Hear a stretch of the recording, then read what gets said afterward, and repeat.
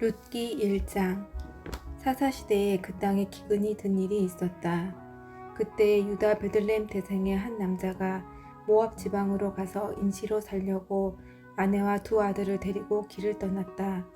그 남자의 이름은 엘리멜렉이고 아내의 이름은 나오미이며 두 아들의 이름은 말론과 기럧이다. 그들은 유다 베들레헴 태생으로서 에브랏 가문 사람인데 모압 지방으로 건너가 거기에서 살았다. 그러다가 나오미의 남편 엘리멜렉이 죽고 나오미와 두 아들만 남았다. 두 아들은 다 모압 여자를 아내로 맞이하였는데 한 여자의 이름은 룻이고 또 한 여자의 이름은 오르바였다. 그들은 거기서 10년쯤 살았다. 그러다가 아들 말론과 기럧이 죽으니 나오미는 남편에 이어 두 아들마저 잃고 홀로 남았다. 모압 지방에서 사는 동안에 나오미는 주님께서 백성을 돌보셔서 고향에 풍년이 들게 하셨다는 말을 듣고 두 며느리와 함께 모압 지방을 떠날 채비를 차렸다. 나오미가 살던 곳을 떠날 때에 두 며느리도 함께 떠났다. 그들은 유다 땅으로 돌아가려고 길을 나섰다. 길을 가다가 나오미가 두 며느리에게 말하였다. 너희는 제각기 친정으로 돌아가거라. 너희가 죽은 너희의 남편들과 나를 한결같이 사랑하여 주었으니 주님께서도 너희에게 그렇게 해주시기를 빈다. 너희가 각각 새 남편을 만나 행복한 가정을 이루도록 주님께서 돌보아 주시기를 바란다. 나오미가 작별하려고 그들에게 입을 맞추니 며느리들이 큰 소리로 울면서 말하였다. 아닙니다. 우리도 어머님과 함께 어머님의 결례에게로 돌아가겠습니다. 그러나 나오미는 말렸다. 돌아가다오 내 딸들아, 어찌하여 나와 함께 가려고 하느냐. 아직 내 뱃속에 아들들이 들어있어서 그것들이 너희 남편이라도 될 수 있다는 말이냐. 돌아가다오 내 딸들아, 제발 돌아가거라. 재혼을 하기에는 내가 너무 늙었다. 설령 나에게 어떤 희망이 있다거나 오늘 밤 내가 남편을 맞아들여 아들들을 낳게 된다거나 하더라도 너희가 그것들이 클 때까지 기다릴 셈이냐. 그때까지 재혼도 하지 않고 홀로들 지내겠다는 말이냐. 아서라 내 딸들아, 너희들 처지를 생각하니 내 마음이 너무나 괴롭구나. 주님께서 손으로 나를 치신 것이 분명하다. 그들은 다시 한번 큰 소리로 울었다. 마침내 오르바는 시어머니에게 입맞추면서 작별 인사를 드리고 떠났다. 그러나 룻은 오히려 시어머니 곁에 더 달라붙었다. 그러자 나오미가 다시 타일렀다. 보아라, 내 동서는 저의 결례와 신에게로 돌아갔다. 너도 너의 동서의 뒤를 따라 돌아가거라. 그러자 룻이 대답하였다. 나더러 어머님 곁을 떠나라거나 어머님을 뒤따르지 말고 돌아가라고는 강요하지 마십시오. 어머님이 가시는 곳에 나도 가고 어머님이 머무르시는 곳에 나도 머무르겠습니다. 어머님의 결례가 내 결례이고 어머님의 하나님이 내 하나님입니다. 어머님이 숨을 거두시는 곳에서 나도 죽고 그곳에 나도 묻히겠습니다. 죽음이 어머님과 나를 떼어놓기 전에 내가 어머님을 떠난다면 주님께서 나에게 벌을 내리시고 또 더 내리신다 하여도 달게 받겠습니다. 나오미는 룻이 자기와 함께 가기로 굳게 마음먹은 것을 보고 더 이상 말리지 않았다. 그 두 사람은 길을 떠나서 베들레헴에 이르렀다. 그들이 베들레헴에 이르니 온 마을이 떠들썩하였다. 아낙네들이 이게 정말 나오미인가 하고 말하였다. 나오미가 그들에게 대답하였다. 나를 나오미라고 부르지들 마십시오. 전능하신 분께서 나를 몹시도 괴롭게 하셨으니 이제는 나를 마라라고 부르십시오. 나는 가득 찬 채로 이곳을 떠났습니다. 그러나 주님께서는 나를 텅 비어서 돌아오게 하셨습니다. 주님께서 나를 치시고 전능하신 분께서 나를 불행하게 하셨는데 이제 나를 나오미라고 부를 까닭이 어디에 있겠습니까? 이렇게 하여 나오미는 모압 여인인 며느리 룻과 함께 모압 지방에서 돌아왔다. 그들이 베들레헴에 이르렀을 때는 보리를 거두기 시작할 무렵이었다. 2장. 나오미에게는 남편 쪽으로 친족이 한 사람 있었다. 그는 엘리멜렉과 지방관으로서 재력이 있는 사람이었다. 그의 이름은 보아스이다. 어느 날 모압 여인 룻이 나오미에게 말하였다. 밭에 나가볼까 합니다. 혹시 나에게 잘 대하여 주는 사람을 만나면 그를 따라다니면서 떨어진 이삭을 주울까 합니다. 나오미가 룻에게 대답하였다. 그래, 나가보아라. 그리하여 룻은 밭으로 나가서 곡식 거두는 일꾼들을 따라다니며 이삭을 주었다. 그가 간 곳은 우연히도 엘리멜렉과 집안간인 보아스의 밭이었다. 그때 마침 보아스가 베들레헴 성읍에서 왔다.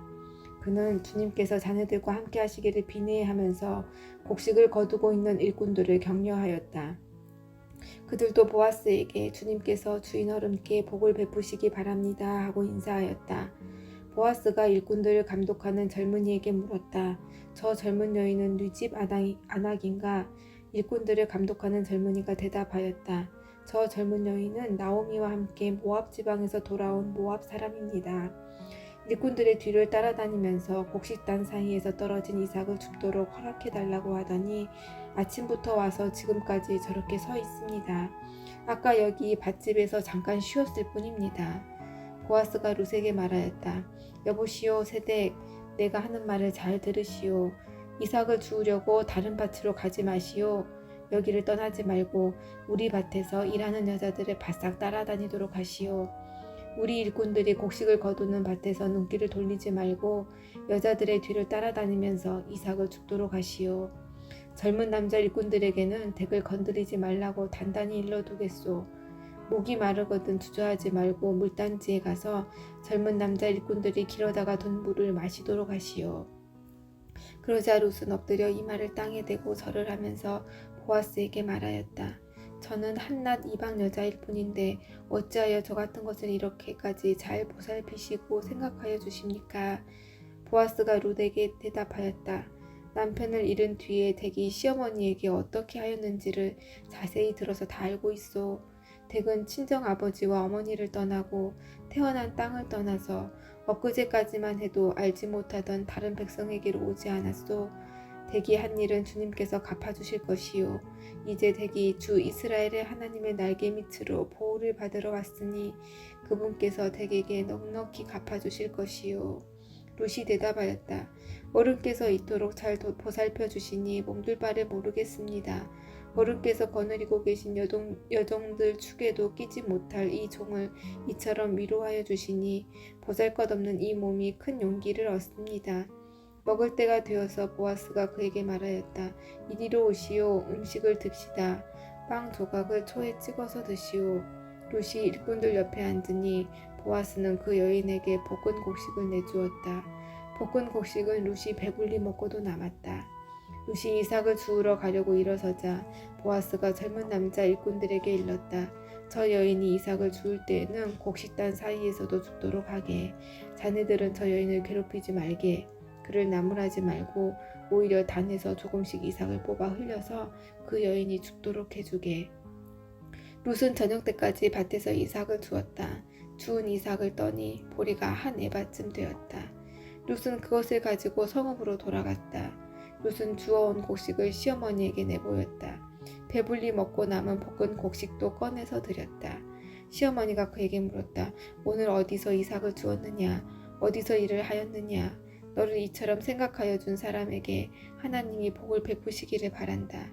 그러자 룻은 시어머니에게 자기가 누구네 밭에서 일하였는지를 말하였다. 오늘 내가 가서 일한 밭의 주인 이름은 보아스라고 합니다. 나오미가 며느리에게 말하였다. 그는 틀림없이 주님께 복받을 사람이다. 그 사람은 먼저 세상을 뜬 우리 식구들에게도 자비를 베풀더니 살아있는 우리에게도 한결같이 자비를 베푸는구나. 나오미가 그에게 말을 계속하였다. 그는 우리와 가까운 사이다. 그는 집안간으로서 우리를 맡아야 할 사람이다. 모압 여인 룻이 말하였다. 그뿐이 아닙니다. 그가 데리고 있는 젊은 남자 일꾼들이 곡식 거두기를 다 끝낼 때까지 그들을 바짝 따라다니라고 하였습니다. 나오미가 며느리 룻에게 일렀다. 얘야, 그가 데리고 있는 젊은 여자들과 함께 다니는 것이 좋겠구나. 젊은 남자 일꾼들에게 시달림을 받다가 다른 밭으로 가지 않아도 되니 말이다. 그리하여 룻은 보리 거두기뿐만 아니라 밀 거두기가 끝날 때까지도 보아스 집안의 젊은 여자들을 바싹 따라다니면서 이삭을 주었다. 그러면서 룻은 시어머니를 모시고 살았다. 3장. 시어머니 나오미가 룻에게 말하였다. 얘야, 내가 행복하게 살 만한 안락한 가정을 내가 찾아보아야 하겠다. 생각하여 보렴. 우리의 친족 가운데 보아스라는 사람이 있지 아니하냐. 너가 요즘 그 집 여자들과 함께 일하고 있다. 잘 들어보아라. 오늘 밤에 그가 타작마당에서 보리를 까부를 것이다. 너는 목욕을 하고 향수를 바르고 고운 옷으로 몸을 단장하고서 타작마당으로 내려가거라.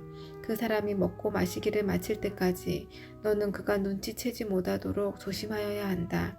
그가 잠자리에 들 때에 너는 그가 눕는 자리를 잘 보아두었다가 다가가서 그의 발치를 들치고 누워라. 그러면 그가 너의 할 일을 일러줄 것이다. 룻이 시어머니에게 대답하였다. 어머님께서 일러주신 대로 다 하겠습니다. 그는 타작마당으로 내려가서 시어머니가 시킨 대로 다 하였다. 보아스는 실컷 먹고 마시고 나서 흡족한 마음으로 낫가리 곁으로 가서 누웠다. 룻이 살그머니 다가가서 보아스의 발치를 들치고 누웠다. 한밤중이 되었을 때 보아스는 으시시 떨면서 돌아 눕다가 웬 여인이 자기 발칠개에 누워있는 것을 보고 깜짝 놀라면서 누구요? 하고 물었다. 룻이 대답하였다. 어른의 종 룻입니다. 어른의 품에 이 종을 안아주십시오. 어른이야말로 집안 어른으로서 저를 맡아야 할 분이십니다. 보아스가 룻에게 말하였다. 이봐요 룻, 그대는 주님께 복받을 여인이요. 가난하든 부유하든 젊은 남자를 따라 감직한데 그렇게 하지 않으니 지금 그대가 보여준 갸륵한 마음씨는 이제까지 보여준 것보다 더욱더 값진 것이요. 이제부터는 걱정하지 마시오 룻.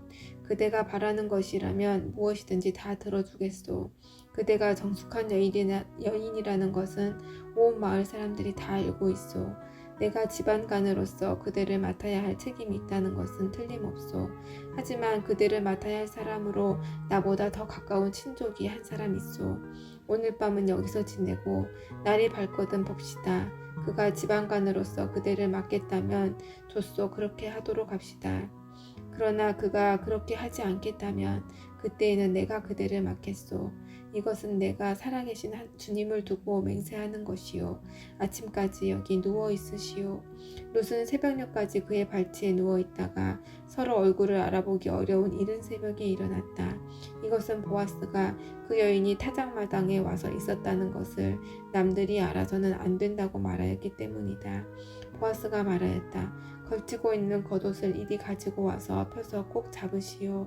보아스는 룻이 겉옷을 펴서 잡고 있는 동안 보리를 6번 되어서 그에게 이워주고는 성읍으로 들어갔다. 룻이 시어머니에게 돌아오니 시어머니가 물었다. 얘야 어찌 되었느냐. 룻은 그 남자가 자기에게 한 일을 시어머니에게 낱낱이 말하고 덧붙여서 말하였다. 6번이나 되어준 이 보리는 어머님께 빈손으로 가서는 안 된다고 하면서 바로 그가 손수 담아준 것입니다. 그러자 시어머니가 일렀다. 얘야 일이 어떻게 될지 확실해질 때까지 너는 가만히 기다리고 있거라. 아마 그 사람은 지금쯤 가만히 있지 않을 거다. 이 일을 마무리 짓는데 오늘을 넘기지는 않을 것이다.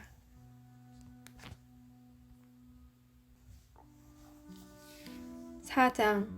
보아스가 성문 위 회관으로 올라가서 앉아있는데 그가 말하던 지방간으로서의 책임을 져야 할 바로 그 사람이 마침 지나가고 있었다. 보아스가 그에게 여보시오 이리로 좀 올라와서 앉으시오 하고 말하였다. 그러자 그가 올라와서 앉았다. 보아스는 성읍 원로 10사람을 청하여 그 자리에 함께 앉도록 하였다. 그 사람들이 모두 자리에 와서 앉자 보아스가 집안간으로서 책임을 져야 할 사람에게 말하였다. 모압 지방에서 돌아온 나오미가 우리의 친족 엘리멜렉이 가지고 있는 밭을 팔려고 내놓았소. 나는 이 사실을 분명히 알려드리오. 여기 앉아 계시는 분들과 우리 마을 어른들께서 보시는 앞에서 나는 당신이 그 밭을 사라고 말씀드리오. 당신이 집안간으로서의 책임을 지겠다면 그렇게 하시오. 그러나 집안간으로서의 책임을 지지 않겠다면 그렇게 하지 않겠다고 분명히 말하여 주시오. 당신이 집안간으로서의 책임이 있는 첫째 사람이요. 나는 그 다음이요. 그러자 그가 대답하였다. 내가 집안간으로서의 책임을 지겠소. 보아스가 다시 말하였다. 그렇다면 나오미의 손에서 그 밭을 사는 날로 고인의 아내인 모압 여인 룻도 아내로 맞아들여야 하오. 그렇게 하여야만 그가 물려받은 그 유산이 고인의 이름으로 남게 될 것이요. 그러자 지방관으로서의 책임이 있는 그 사람이 말하였다.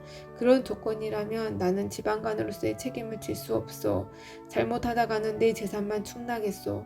나는 그 책임을 질 수 없으니 당신이 내가 져야 할 지방관으로서의 책임을 지시오.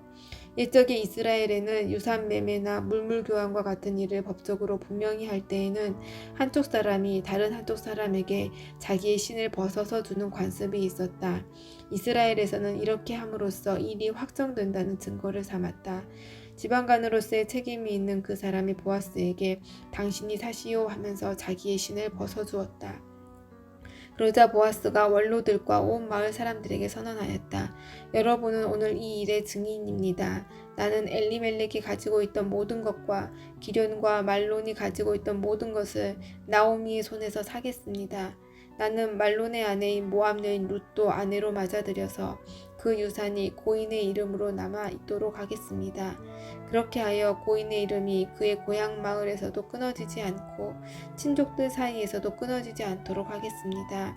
여러분은 오늘 이 일의 증인입니다. 그러자 성문 위 회관에 모인 온 마을 사람들과 원로들이 대답하였다. 우리가 증인입니다. 주님께서 그대의 집안으로 들어가는 그 여인을 이스라엘 집안을 일으킨 두 여인 곧 라헬과 레아처럼 되게 해주시기를 빕니다. 에브라 가문에서 그대가 번성하고 또한 베들레헴에서 이름을 떨치기를 빕니다. 주님께서 그 젊은 부인을 통하여 그대에게 자손을 주셔서 그대의 집안이 다말과 유다 사이에서 태어난 아들 베레스의 집안처럼 되게 하시기를 빕니다. 보아스는 룻을 아내로 맞이하였다. 그 여인이 자기 아내가 되자 그는 그 여인과 동침하였다. 주님께서 그 여인을 보살피시니 그가 임신하여 아들을 낳았다. 그러자 이웃 여인들이 나오미에게 말하였다. 주님께 찬양을 드립니다. 주님께서는 오늘 이 집에 자손을 주셔서 대가 끊어지지 않게 하셨습니다. 그의 이름이 이스라엘에서 늘 길이어지기를 바랍니다. 시어머니를 사랑하는 며느리, 아들 7보다도 더 나은 며느리가 아기를 낳아주었으니 그 아기가 그대에게 생기를 되찾아 줄 것이며 늙음하게 그대를 돌보아 줄 것입니다. 나오미가 그 아기를 받아 자기 품에 안고 어머니 노릇을 하였다. 이웃 여인들이 그 아기에게 이름을 지어주면서 나오미가 아들을 보았다 하고 환호하였다. 그들은 그 아기의 이름을 오벳이라고 하였다. 그가 바로 이새의 아버지요 다윗의 할아버지이다. 다음은 베레스의 계보이다. 베레스는 헤스론을 낳고 헤스론은 람을 낳고 람은 암미나답을 낳고 암미나답은 나손을 낳고 나손은 살몬을 낳고 살몬은 보아스를 낳고 보아스는 오벳을 낳고 오벳은 이새를 낳고 이새는 다윗을 낳았다.